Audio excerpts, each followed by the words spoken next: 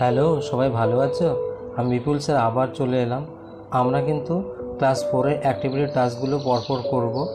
এখানে আমরা প্রথমে বাংলা শুরু করছি। দেখো, যাই আমরা করব সেটা কিন্তু যে পিডিএফ যে আমি লিখব সেগুলো কিন্তু সুন্দর পিডিএফ তোমরা ডেসক্রিপশন বক্সে পেয়ে যাবে। তোমরা যদি ডাউনলোড করে নাও তাহলে কিন্তু পরপর লেখাগুলো পেয়ে যাবে। দেখবে যে আমি লেখার সঙ্গে সঙ্গে সেগুলো কিন্তু কী হয় বলো তো, সব হারিয়ে যাবে, কিন্তু পিডিএফে সেগুলো কিন্তু খুব সুন্দর তুমি পেয়ে যাবে। ঠিক আছে, চলো তাহলে শুরু করি। আমরা ফার্স্ট পেপার যেটা আছে আমাদের সেটা দিয়ে শুরু করব। কি এখানে লেখা আছে, গর্তের ভেতর কেউ এই প্রশ্নের উত্তরে ছাগলছানা কি বলেছিল। চলো তাহলে আমরা কোথায় কোনটা বের করব বলো তো। এখানে আমরা বের করব নরহরি দাস, 4 নম্বর পাতা। তারপরে আবার 5 নম্বর পাতায় দেখো তুমি যদি, এখানে ছাগলছানাটা এই যে এখানেই কিন্তু আছে যে ছাগলছানাটা ভারী বুদ্ধিমান ছিল, তাই না? সে বলল, লম্বা লম্বা দাড়ি, ঘন ঘন নাড়ে, সিংহের মামা আমি নরহরি দাস, 50 বাঘে মোর এক এক গ্রাস। তাই তো তো সেটাই আমরা, চলো এবার উত্তরটা করব। এখন ছাগলছানা বলেছিল সে তার লম্বা লম্বা দাড়ি ঘন ঘন নাড়ে, আর সে সিংহের মামা নরহরি দাস, 50টা বাঘ তার এক গ্রাসের খাবার। কেমন, তাই তো? এরকমই তো লিখব। তো চলো 2 নম্বরটা দেখি। কিভাবে ইয়াসুয়াকি চান টেলিভিশন যন্ত্রটির সঙ্গে তথ্য চানের পরিচয় ঘটিয়েছিল। দেখো, এটা আমরা যে তথ্য চানের অ্যাডভেঞ্চার গল্পটা বের করি সেটার 19 পাতায় কিন্তু এই যে টিভি মানে সে গাছে ওঠার পরে কিন্তু যে মানে তারা টিভির গল্পটা কিন্তু করেছিল, তাই না? তাহলে সেটাই আমরা লিখব। চলো কি লিখব, গাছে ওঠার পর ইয়াসুয়াকি চান তত্ত্ব চানকে টিভির কথা বলে। সে বলে যে তার আমেরিকার দিদির টিভি আছে, সেটি যখন জাপানে আসবে তখন ঘরে বসে সুমো পালনদের দেখা যাবে, টিভি বাক্সের মতো একটা জিনিস। এইসব বলেই তত্ত্ব চানকে টিভির সাথে পরিচয় করিয়ে দিয়েছিল, তাই তো? চলো এবার 3 নম্বর দেখো, পটগুলটি শোয়ার কি। এটা আমরা কোথায় পাবো বলো তো? সেই ছেলেবেলার দিনগুলি যদি আমরা বের করি সেখানেই কিন্তু প্রথমের দিকেই আছে। এই দেখো, এই যে এখানে আমরা পেয়ে গেলাম, এই যে আমি হাইলাইট করে দিয়েছি। এখানে ছাদের এক কোণে সেই এই গোলা জলের ট্যাঙ্ক থেকে যে গঙ্গা মাটি তুলে তারা সবাই গোলাগুলি শুরু করেছিল, তো সেটাই হচ্ছে কি বলো তো, পটগুলি। যে ছাদের এক কোণে গোলা জলের ট্যাঙ্ক থেকে গঙ্গা মাটি তুলে জমা করা ছিল, তাই দিয়ে গোলাগুলি বানিয়ে ভীষণ যুদ্ধ শুরু হলো। সে যুদ্ধের নাম দেওয়া হয়েছিল কি, পটগুলটিস ওয়ার। ঠিক আছে, এইবার দেখো, মালগাড়ি কবিতায় কথক কেন মালগাড়ি হতে চায়, 4 নম্বর প্রশ্নটা। এটা আমরা মালগাড়ি যদি বের করি কবিতাটা তাহলে কিন্তু পেয়ে যাব। দেখো, আমি যেগুলো হাইলাইট করে দিয়েছি সেগুলোই আমরা পরপর লিখব। ঠিক আছে, তা কীভাবে লিখব আমরা? মালগাড়ি অন্য ট্রেনের মতো কোনো তাড়া নেই, নিজের খেয়াল খুশি মতো টাইম টেবিল না দেখে চলে, যে কোনো রাস্তায় তার জন্য খোলা, ও সে এই লাইনেই তার একার হয়ে যায়। এইভাবে অসে চলে মালগাড়ির সুখ, এসব কারণেই কোথাও মালগাড়ি হতে চান। তো এগুলো কারণগুলোই কিন্তু কবি বারবার বলেছেন, তাই না? তো এখানে উত্তরগুলো একটু বড় হয়ে যাচ্ছে, কিন্তু এভাবে তোমাদের লিখতে হবে। লুসাই পাহাড়ের বড় ভয়ঙ্কর জায়গাটির পরিচয় দাও।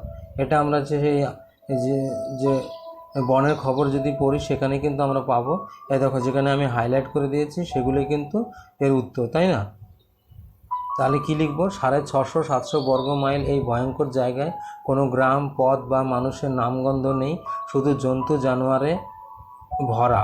বেলা 9টা-10টার আগে সূর্য দেখা যায় না, কোনো কোনো জায়গায় আবার আকাশও দেখা যায় না, মনে হয় যেন সন্ধ্যা হয়ে এসেছে, তাই তো? তাহলে এটা আমাদের উত্তর হয়ে গেল।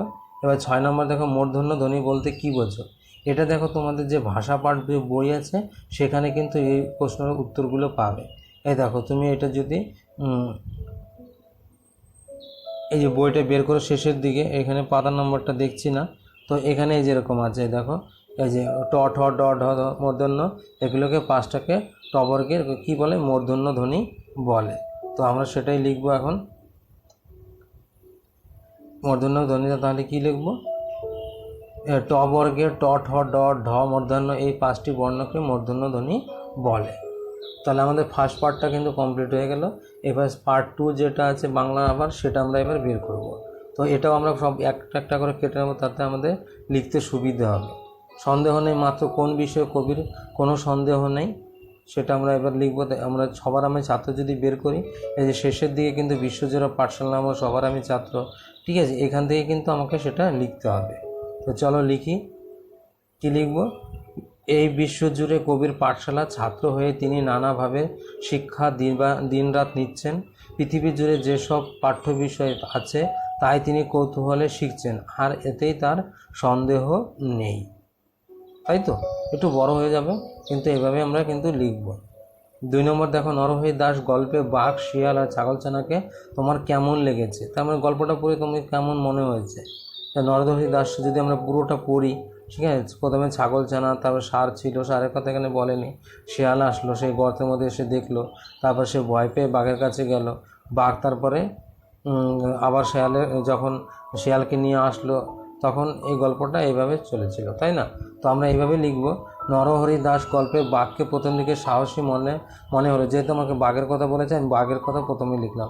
পরে সে ছাগলছানার নরহরি দাসের কথায় ভীষণ ঘাবড়ে যায়, ফলে সে লেজে বাঁধা শিয়ালকে নিয়ে সারা রাত ছুটলো। ঠিক আছে, এটা আমরা লিখে ফেললাম। শিয়াল এবার লিখব, শিয়াল প্রথম থেকেই একদম বোকার মতো কাজ করেছে, সে শুধু ছাগলছানার কথাতেই দিশেহারা হয়ে গেছে, তাই না? যখন বলেছে লম্বা লম্বা দাড়ি ঘন ঘন, আর সেটা শুনেই কিন্তু সে ভয় পেয়ে গেছিলো। পরে আবার তার মামা বাঘের উপর ভীষণ অভিমান হলো, তার কারণ সেই লেজে বেঁধে সারা রাত টানাটানি করে তাকে নাজেহাল করেছিল। আর ছাগলছানাটা কি? ছাগলছানা সবচেয়ে কম বয়সী হলেও সবচেয়ে বেশি বুদ্ধিমান ও কৌতূহলী মানে কোনো কিছু জানার আগ্রহ, তাই না? তার কারণ আমরা দেখেছিলাম সে ছোট্ট একদম, তার বাইরে যেত না, কিন্তু সে উঁকি মেরে দেখতো। সে শুধু বুদ্ধির জোরে শেয়াল ও বাঘের হাত থেকে রক্ষা পায়, তাই না? তো আমাদের কেমন লাগলো? মানে আমাদের এরকমই লাগলো, মানে কে কীরকম ছিল সেটাই আমরা কিন্তু এখানে লিখলাম। তো চলো তারপরে দেখি। তিনি কি বলেছে? স্কুল হল ঘরে তাঁবু খাটানোর 2 দিন পরে ঘটনাটা ঘটেছিল। কোন ঘটনার কথা এখানে বলা হয়েছে? দেখো, আমরা যে তথ্যচান অ্যাডভেঞ্চার গল্পটা বের করি, সেখানে কিন্তু প্রথমের দিকেই আছে এই যে স্কুলে তাঁবু খাটানোর পরেই কিন্তু ঘটনাটা ঘটেছিল। কি ঘটনাটা? স্কুলে তাঁবু খাটানোর 2 দিন পরে যে ঘটনা ঘটেছিল সেটা হলো ইয়াসুয়াকি চান চুপি চুপি তথ্যচানকে তার গাছে তুলেছিল, তাই না? এই ঘটনাই কিন্তু বলা হয়েছে। এবার আম বাগিচার তলায় যেন তারা হেসেছে, এ কথা বলা হয়েছে কেন? এটা যদি তোমরা বনভোজন কবিতাটা বের করো তাহলে এখানে তোমরা পাবে। দেখো আমরা কি লিখবো বলো তো? সন্ধ্যের পর আকাশে যেমন তারা হাসতে থাকে, তেমনি ফুটফুটে ছোট ছোট 4টি মেয়ে আম বাগিচায় বনভোজন খেলতে গিয়ে অকারণে হেসে যাচ্ছিল। এইসব দেখে কবির তারার উপমা মানে হচ্ছে তুলনা বা কথা এখানে মনে আসে বলে এই কথা বলে। আমরা এইভাবে লিখব। এবার দেখো 1-এর 5টা আমরা কি করবো বলো তো? বিচিত্র স্বাদ কবিতায় রাতের দৃশ্যে কবির কথকের চোখে কীভাবে ধরা পড়েছে। দেখো রাতের দৃশ্যে আমরা বিচিত্র স্বাদটা পড়ি শেষের দিকে, দেখো যে আমি যে হলুদ রঙে হাইলাইট করে দিয়েছি, একটু বেশি রাত না হতে হতে মা আমাকে ঘুম পাড়াতে চায়, তারপর সে পাহাড়াওয়ালা কে দেখতে পায়, তাই না? সেটাই আমরা কিন্তু এখানে লিখব। একটু বেশি রাত না হতে হতেই কতকের মা তাকে ঘুম পাড়াতে চান, তখনই পাহারাওয়ালা লণ্ঠন হাতে যায়। তখন আধার গলিতে লোক চলাচল বেশি নেই, পথে মিটমিট করে গ্যাসের আলো জ্বলতে থাকে, তাই না? এবার তালিবস্য 2-এর প্রশ্নগুলো করবো আমরা। 2-এ তালিবস্য মূর্ধন্যস্ব আর দন্তেশ্বকে উষ্ণ ধ্বনি বলা হয় কেন? এটা যদি আমরা সেই ভাষাপাঠ বইটা বের করি তাহলে কিন্তু আমরা পাবো। এই দেখো এই লেখা আছে তালিবস্য, এটাকে সহায় উচ্চারণের দাঁতে তালিবস্য উচ্চারণ তালু দেয়, মূর্ধন্যস্ব উচ্চারণ মুড় দেয়। কিন্তু এগুলোর বেলায় খেয়াল করতে হবে কি শ্বাসবায়ুকে, তার কারণ লক্ষ্য করো 3টি ধ্বনির বেলায় শ্বাসবায়ু বেশি লাগছে না, একই রকম লাগছে। তাহলে এটাই কি আমরা এই যে শ্বাসবায়ু লাগছে, তাহলে একেই উষ্ণ ধ্বনি বলে। উষ্ণ মানে হচ্ছে বায়ু, শ্বাসবায়ু, ঠিক আছে? তাহলে আমরা সেটা উত্তর লিখবো কি? তালিবস্য মূর্ধন্যস্ব দন্তেস্ব এদের উচ্চারণ করার সময় বেশি শ্বাসবায়ুর দরকার হয়, তাই এদের উষ্ণ ধ্বনি বলে। উষ্ণ মানে শ্বাসবায়ু, এটা আমরা এরকমই লিখে দেবো। এবার তারপরে অল্পপ্রাণ বা মহাপ্রাণ ধ্বনির উদাহরণ দাও। এটা যদি আমরা সেই দেখো 12 পাতায় যদি ভাষাপাঠ বইটা বের করি, এখানেই দেখো এই যে এখানে সেই বর্গটা দেওয়া আছে, মানে অল্পপ্রাণ কীভাবে করা হয়েছে। দেখো প্রত্যেকটা বর্গে মানে ক দিয়ে যত 5টা আছে ঠিক আছে, ও পর্যন্ত সেটাকে ক বর্গ বলবো, চ দিয়ে তার চরের থেকে ইয়ে পর্যন্ত চ বর্গ। দেখো প্রথম এই যে প্রথম বর্ণটা আর এই যে তৃতীয় বর্ণটা এটা কিন্তু অল্প প্রাণ, এই দেখো এখানে আছে। আর দ্বিতীয় বর্ণটা আর চতুর্থ বর্ণটা এগুলো কিন্তু মহাপ্রাণ, তাই না? তা আমরা সেটাই কিন্তু এবার লিখব। ঠিক আছে, আমাকে উদাহরণ বলেছে, সব অত দেওয়ার দরকার নেই। তাহলে আমি কি লিখব? ক, গ, চ বর্গের জ ইত্যাদি এরা অল্প প্রাণ ধ্বনি। তারপর খ, ঘ, ছ বর্গের ঝ ইত্যাদি এরা হচ্ছে মহাপ্রাণ ধ্বনি। অনেক আছে, আমি অত লিখবো না, আমি চারটে চারটে লিখলাম। ঠিক আছে, তাহলে চলো তারপরে কি আছে দেখি। এই দেখো স্তম্ভ মেলাতে বলেছে আমার, এখানে ক বর্গ, চ বর্গ, ট বর্গ, ত বর্গ, প বর্গ দেওয়া আছে। এখানে দন্ত, কণ্ঠ, উষ্ঠ, মূর্ধা, তালু এগুলো দেওয়া আছে। তো আমরা এটা দেখে নেই যে আমাদের যে ভাষা পাঠ বইতে এটা দেখো, এই যে ক বর্গের হচ্ছে উচ্চারণ স্থান কণ্ঠ, চ বর্গের তালু, ট বর্গের মূর্ধা, ত বর্গের দন্ত, প বর্গের উষ্ঠ। তাহলে আমরা এটাই কিন্তু পরপর লিখবো এবার। এই দেখো ক বর্গ মানে কণ্ঠবর্ণ, তাহলে আর তাহলে চ বর্গ কি? তালু, তালব্য বর্ণটা। ঠিক আছে, আর ট বর্গ মানে মূর্ধা, আর উচ্চারণ স্থান হচ্ছে মূর্ধা। আর এটা ত বর্গ দন্ত, প বর্গ হচ্ছে উষ্ঠ। কেমন? তাহলে এটা হয়ে গেল। এবার থার্ড পার্টটা আমরা করব। চলো এটাও কেটে কেটে নেব আমরা। জঙ্গলে ঘুরতে ঘুরতে উবা একদিন হাঁটু গেড়ে মাটিতে বসে পড়ে। উবাকে তার এভাবে বসে পড়ার কারণ কি? দেখো এটা কিন্তু সে আমাজনের জঙ্গলে।